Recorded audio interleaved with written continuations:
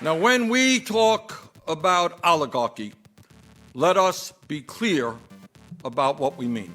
When Bernie talks about wealth inequality, he likes to throw around some pretty striking numbers. Right now, in the United States of America, 3 families control more wealth than the bottom half of our country, some 160 million Americans. The top 1% own more wealth than the bottom 92%. And 49% of all new income generated today goes to the top 1%. In fact, income and wealth inequality today is greater in the United States than in any time since the 1920s. But wealth isn't just wealth, it's power. It's the power to decide what gets built and where, whether a key measure passes in your state's legislature, how many minutes you, as an employee, are allowed for lunch or to use the bathroom. Yes, we as Americans are free to voice our opinions, to vote in elections, and to pick up and move to a new neighborhood, if you can afford it. But take a moment to think about all the things that affect your life, often profoundly, over which you have no power at all. A basic economic presumption is that willingness to pay equals ability to pay. But anyone who's ever been faced with an exorbitant bill for life-saving medical treatment knows that that's less a maxim than a taunt.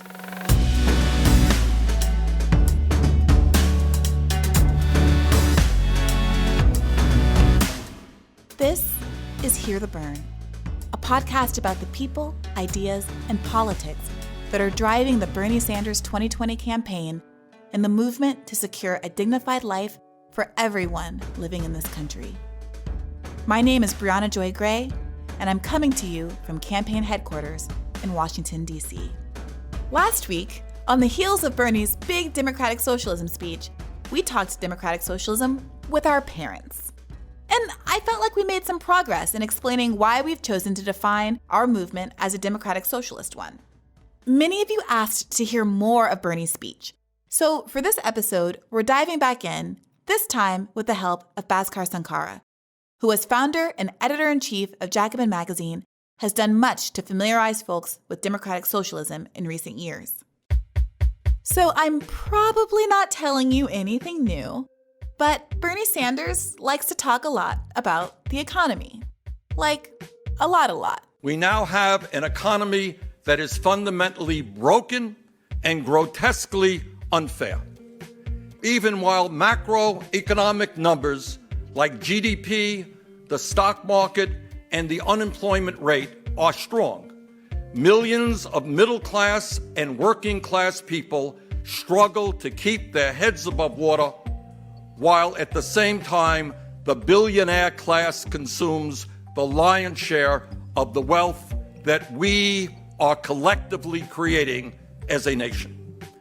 In the midst of a so-called booming economy, real wages for the average worker have barely risen at all, and despite an explosion in technology and worker productivity, the average wage of the American worker in real dollars is no higher than it was 46 years ago, and millions of people in our country today are forced to work 2 or 3 jobs just to survive. His point is that although we live in a productive, wealthy country, the hard work of Americans isn't translating into tangible gains, at least not for the 99%.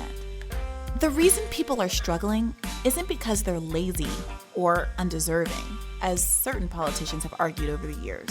We have got this tailspin of culture in our inner cities in particular, of men not working, and just generations of men not even thinking about working or learning the value and the culture of work.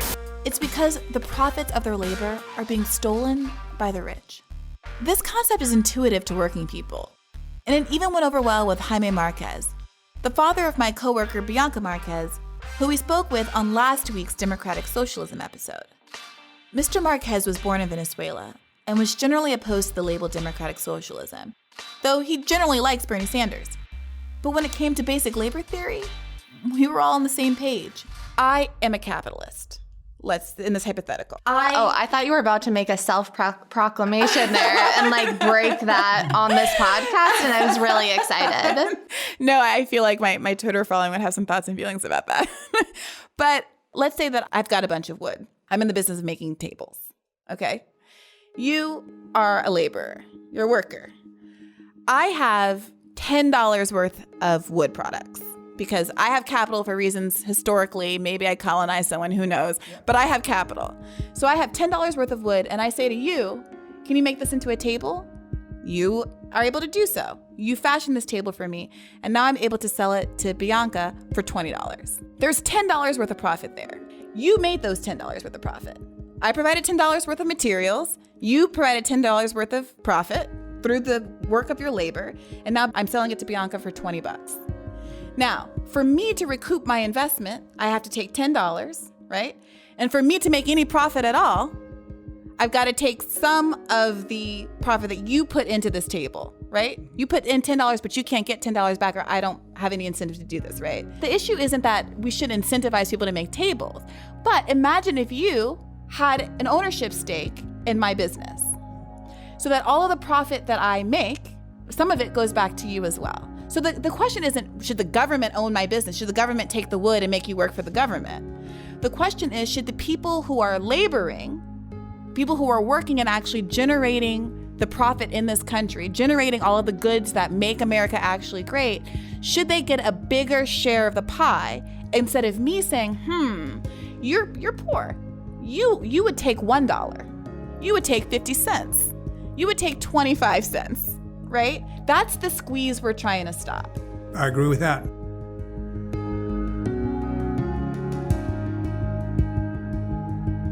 When it's presented this way, it's clear to lots of folks that income inequality is a moral issue.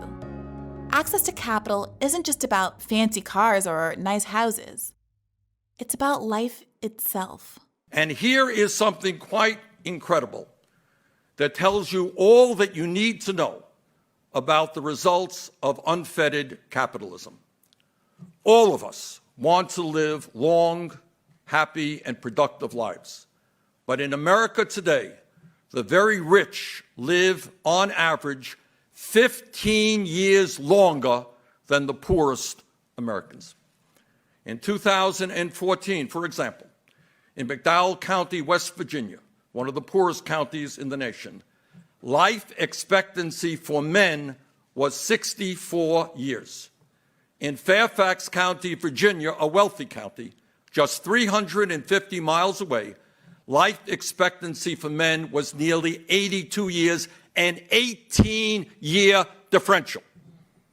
The life expectancy gap for women in the two counties was 12 years. In other words, the issue of unfettered capitalism is not just an academic debate. Poverty, economic distress, and despair are life-threatening issues for millions of working people in this country. While the rich get richer, they live longer lives. While poor and working families struggle economically and often lack adequate health care, their life expectancy is declining for the first time in modern American history. The fact that your wealth dictates your lifespan should be something out of a dystopian novel, not something we're resigned to as a fact of American life. And yet the corporate media, concerned with more pressing things like a candidate's comfort food choice or their favorite TV show, treats Bernie's emphasis on these issues as obsessive. What he's trying to make happen in the country, things like, oh, the government's going to work for everybody. It's not going to belong to the billionaires anymore. The billionaire class, the millionaires, the billionaires. I mean, this is the broken record of Bernie Sanders. Why does Bernie keep talking about the economy? Because the economy impacts almost every aspect of our lives. People are constantly thinking about the economy when they feel they have no cash in their pockets and they know it's like, you know, the end of the month is coming up. Right. That was Bhaskar Sunkara, who has been editing leading democratic socialist writers since he founded Jacobin magazine 9 years ago as an undergraduate at George Washington University. Bhaskar argued that what the media sometimes paints as an obsessive distraction is actually at the core of why Bernie's message resonated so unexpectedly in 2016. This is on people's minds, and we just need to convince them that it's actually worthwhile to go out there and not only vote, but organize and campaign and actually come out, because I think that a lot of working class Americans like our message, but there's a degree of cynicism that creeps in after decades of politics not doing anything for you. Understandable cynicism. Yeah, especially you don't even get the day off. It's like, are you really, it's like, is it worth standing in line for an hour and a half to vote? And that's what you heard from a lot of these, the parts of the country that historically were these democratic socialist bastions, and which also were the turning point for 2016, places where people didn't turn out to vote. When you go and you get narrative accounts, instead of just looking at polls, when you ask them why it was that they didn't vote, these are often not apolitical people. These aren't people that didn't care. These are people who said after decades and decades of voting for politicians who gave us a lot of lip service and didn't seem to be offering anything constructive, how many generations of us are going to have to live as second and third class citizens? That's why we need a candidate that doesn't kind of waffle and equivocate, but actually says, here's what I'm for. You might disagree with it, but this is what I believe in. And I think that'll really work. Yeah, maybe a candidate who decides on a random Wednesday to give a 40-minute speech on democratic socialism. Just might be. In his speech, Bernie argued an important point. Democratic socialism isn't just a good in and of itself. It's a unique antidote to the kind of fascism that's taking root all over the world. Bernie looked to the 20th century for parallels to our current moment of unbridled capitalism and the related rise of right-wing extremism. And he reminded us that fascism was not only a European phenomenon, it showed its face in this country too. The challenge we confront today as a nation and as a world is in many ways not different from the one we faced a little less than a century ago during and after the Great Depression of the 1930s. Then as now, deeply rooted and seemingly intractable economic and social disparities led to the rise of right-wing nationalist forces all over the world. In Europe, the anger and despair was ultimately harnessed by authoritarian demagogues who fused corporatism, nationalism, racism, and xenophobia into a political movement that amassed totalitarian power, destroyed democracy, and ultimately murdered millions of people, including members of my own family. But we must remember that those were not the only places where dark forces tried to rise up and capture power. Today, we are all rightly repulsed by the sight of neo-Nazis and Klansmen openly marching in Charlottesville, Virginia, and we are horrified by houses of worship being shot up by right-wing terrorists. But on February 20th, 1939, over 20,000 Nazis held a mass rally, not in Berlin, not in Rome, but in Madison Square Garden, in front of a 30-foot banner of George Washington bordered with swastikas in New York City. New York City. If America had its own homegrown fascists, Bhaskar explained that we had our own democratic socialists, too. American democratic socialists have been around for a very, very long time. About 100 years ago, the mayors of cities like Berkeley, Troy, Milwaukee were all socialist. We had members of Congress, like Victor Berger was a socialist. Eugene Debs got 1 million votes. In some places like Oklahoma, it was really one of the largest parties around, was the Socialist Party. So you could say that socialism was maybe not the mass force that it was in Europe, but in certain parts of the U.S., it was, and it seemed like it was becoming that way. And socialists themselves embedded themselves as part of much larger reform efforts. And this was true throughout the 20th century. So in the early years, socialists were fighting for things like women's suffrage. They were fighting to create labor unions and then to democratize and integrate those labor unions. you have this massive expansion of industry and westward movement, but life out there in the West and these mining towns and places like that was extremely precarious. So often one company would be the largest kind of company that would run basically a town. Then all these workers would be herded together in the worst conditions possible. So you have the perfect moment where people realize that they're either going to starve in this country, many of them are immigrants, so this place that was completely new to them, or they're going to figure out a way to band together and organize collectively. And they did organize across different nationalities, people who spoke different languages, across different races. They figured out a way to fight together, and socialists were there with a very confident and simple appeal. And the appeal is something that's been very consistent from the time of Eugene Debs to Norm Thomas to now Bernie Sanders, which is that, you work hard, you're playing by the rules, so you deserve more.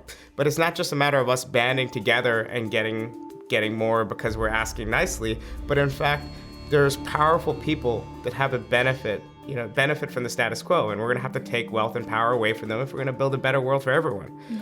And that message has been consistent. While Democratic Socialists never came close to controlling Congress or the presidency, their ideas influenced the New Deal, which in turn steered the country away from the dead ends of oligarchy and fascism. We in the United States, thank God, made a different choice than Europe did in responding to the era's social and economic crises.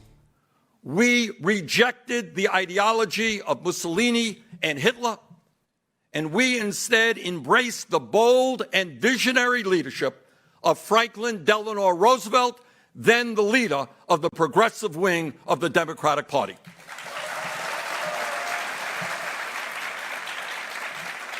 Together with organized labor, leaders in the African American community, and progressives inside and outside the Democratic Party, Roosevelt led a transformation of the American government and the American economy.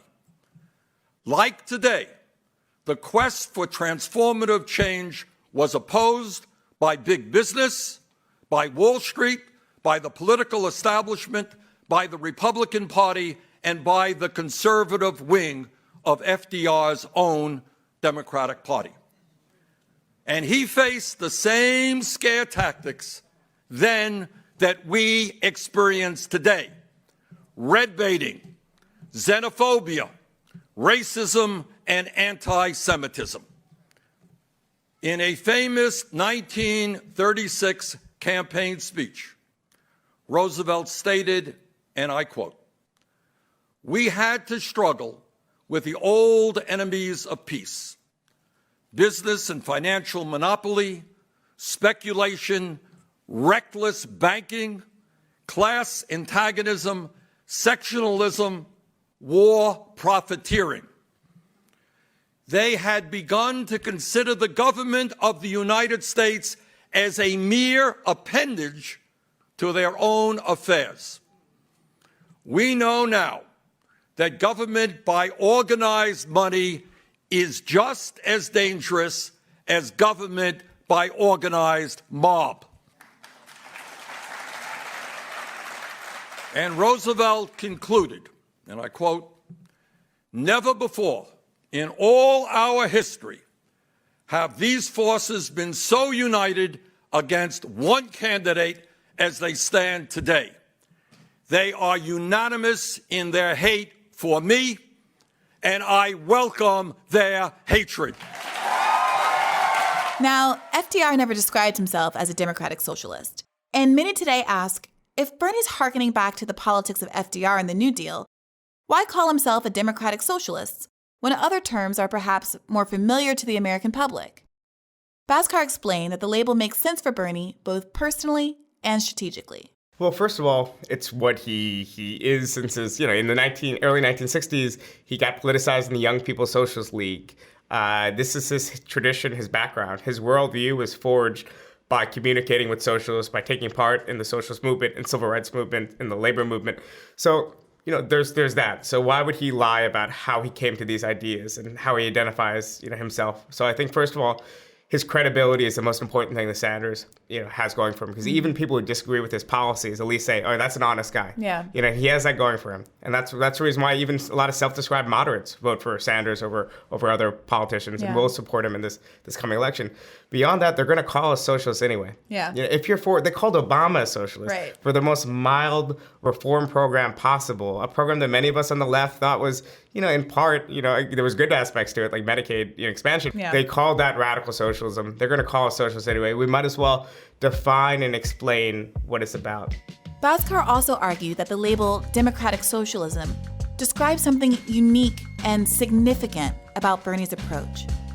His theory of change, how real political growth actually happens in this country, beyond individual policy proposals or incremental ideas.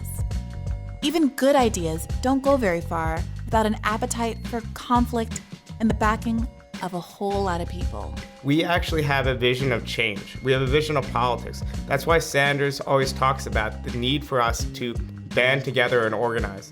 So it's not just a matter of passing good policy or releasing kind of policy papers and things like that. Of course, that's important, but we actually need to figure out how to join in unions, join tenant unions, figure out how to talk to our neighbors. Like, politics can't just be the internet, even though the internet's great. There's lots of great stuff out there. Also lots of terrifying stuff out there, but Facts. but you need to, so I think that worldview that has a vision of conflict has to be there. And it's not that we like conflict, but when some people are hungry and some people don't have health insurance and some people are in danger of losing their jobs, there's already a conflict going on. There's already a class war being waged by the elites on ordinary people. We just are trying to wage it in the other direction to improve our conditions.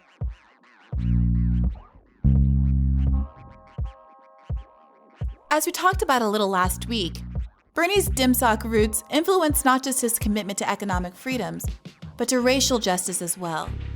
Civil rights leaders from A. Philip Randolph to Martin Luther King Jr.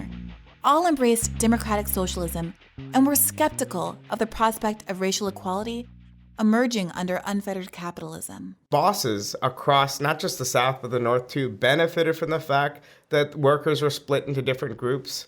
And you have, in the case of Black Americans, this group of people that are the most exploited and marginalized group. And that was naturally, you could be a boss and not be personally a racist, but still say, if I could get away with paying this person $5 an hour instead of $8 an hour, I'm going to pay them $5 an hour. Yeah. And I think they understood that connection, that in fact, there were real economic interests that had a vested interest in continuing this stratification of people. And in other places, other contexts, that stratification happens differently. So in India, there might be caste or whatever else. But capitalism everywhere has seemed to produce, or at the very least, benefit from this division. And beyond that, they realize that if you're talking about helping the most marginalized groups in the country, so in this case, Black Americans, you have to be talking about distributing power and wealth. And if you're talking about distributing power and wealth, you're talking about class conflict, you're talking about class, you're talking about all these other things that socialists had a really useful analysis for.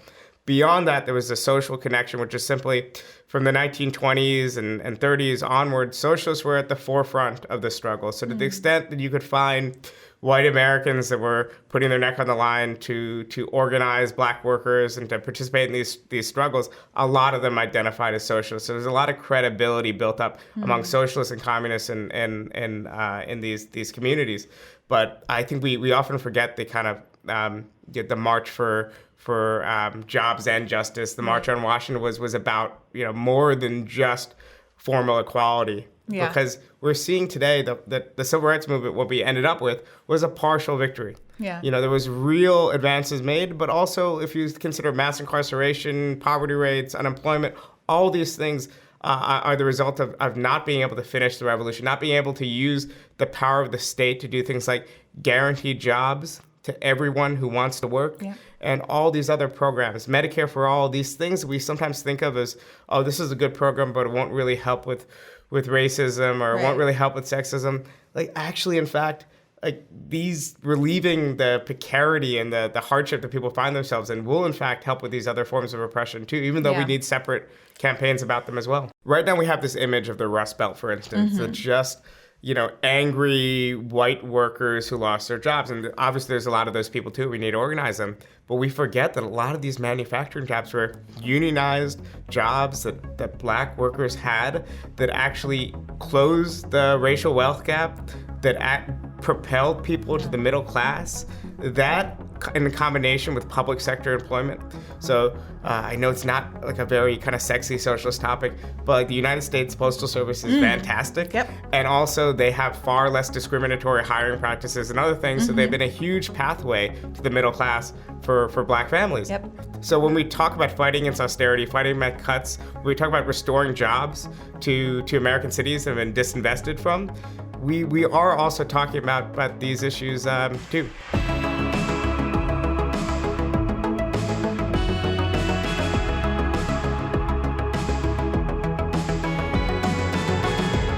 Last week, we spoke to Dr. Greg Carr, a professor of African American Studies at Howard University, who echoed that refrain. World War II. A. Philip Randolph, who starts a union. And people know about the Brotherhood of Sleeping Car Porters and chambermaids, these black men and women who are working on these trains. What we don't always pause to remember is that the Brotherhood extended past the United States. There are chapters in Canada. This union movement isn't just localized to the United States. That's one reason why black people could understand socialism and what we now call, democratic socialism, or even communism. At any rate, because they didn't see it as an American issue. They saw it as a fairness issue. And part of the threat in America always to the specter of something like democratic socialism is the idea that there are values that somehow transcend the United States. And as Bernie has always made exceedingly clear, some of the most powerful forces in this country and in the world are going to oppose us every step of the way, just as they did FDR. By rallying the American people, FDR and his progressive coalition created the New Deal, won 4 terms, and created an economy that worked for all and not just the few. Today, New Deal initiatives like Social Security, unemployment compensation, the right to form a union, the minimum wage, protection for farmers, regulation of Wall Street, and massive infrastructure improvements are considered pillars of American society. But while he stood up for the working families of our country, we can never forget that President Roosevelt was reviled by the oligarchs of his time, who berated these extremely popular programs as socialism. Similarly, in the 1960s, when President Lyndon Johnson brought about Medicare, Medicaid, and other extremely popular and important programs, he was also viciously attacked by the ruling class of this country. And here is the point. It is no exaggeration to state that not only did FDR's agenda improve the lives of millions of Americans, but the New Deal was enormously popular politically and helped defeat far-right extremism.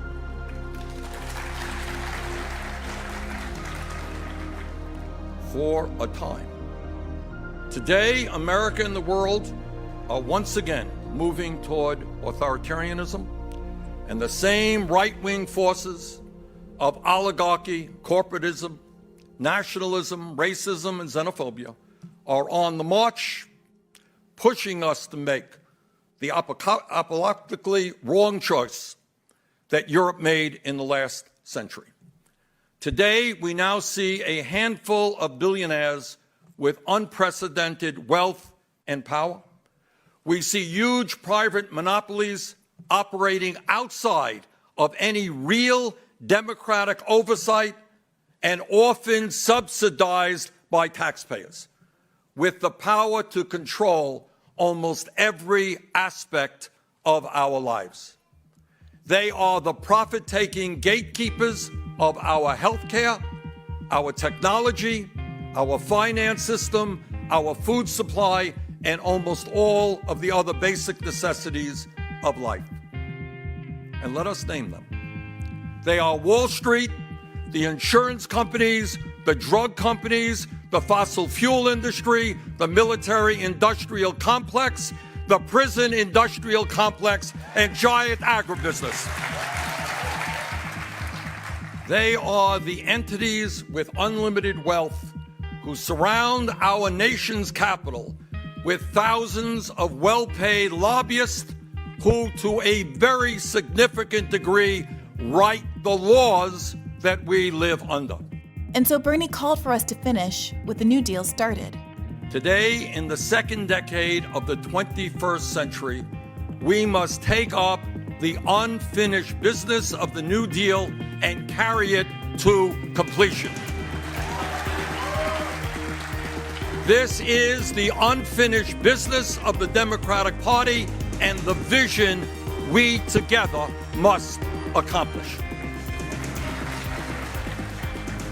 In order to accomplish that goal, it means committing ourselves to protecting political rights, to protecting civil rights, and to protect economic rights for all of the people in our country.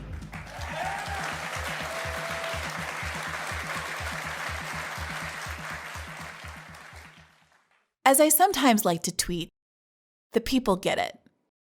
This is Tyler Evans, digital media coordinator for the campaign, talking to his mom, Donna, a home health nurse from Fort Worth, Texas. He interviewed her last week for last week's podcast, but his tape came in a little too late to include with all the other parents. Still, it's worth listening to. When I say the words democratic socialism, what comes to mind, and what does it mean to you? I really don't know what socialism is, but when I hear socialism, I think of Canada and health care for all. So would you say that's a good thing? Yes. Okay, so it sounds like you have a good view of socialism then. Yes. All right. Would you describe yourself then as a democratic socialist? Yes. Okay. Why would you say that? Well, I just believe in health care for all because I just see too many people going without because they don't have health care, can't afford health care, all the deductibles and the co-pays, and it's just when these people have to choose between food and medicine, they usually go with the food, and I just think it should be equal for everybody. For many Americans like Donna, who have seen a health crisis up close, it's as simple as that. We choose life.